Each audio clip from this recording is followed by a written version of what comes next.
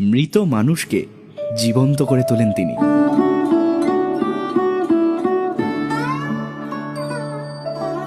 না, কোনো জাদু নয়, এই কাজটা করেন কলকাতার এক শিল্পী সুবিমল দাস।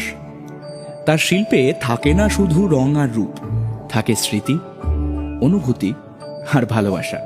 সিলিকনের ছোঁয়ায় কাছের মানুষকে আবার ফিরে পান তাদের প্রিয়জনেরা।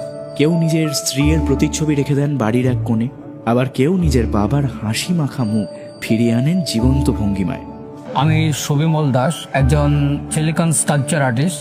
এই করোনার পরে প্রত্যেকের কারোর বাবা, কারোর মা, কারোর ভাই, কারোর বোন এই যে মারা যাচ্ছে, তারপরে সেই যে এক্সপেকটেশনস যে আমি কাজ করে একবার দেখতে চাই, সেই ফিলিংস নিয়ে আমরা এখন কাজ করা শুরু করছি। আর আমরাও চাইবো আমাদের কোনো সৃষ্টি তাদের ঘরের কোনো স্থান পাক, যে তুমি যেটা করছো তার থেকে আরো ভালো কিছু করো। আগামী দিনে সমাজও তোমার কাছ থেকে কিছু এক্সপেকটেশন করে।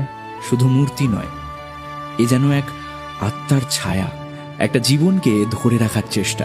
এই ভাবনাই তো শিল্পের আসল সৌন্দর্য, কি তাই না?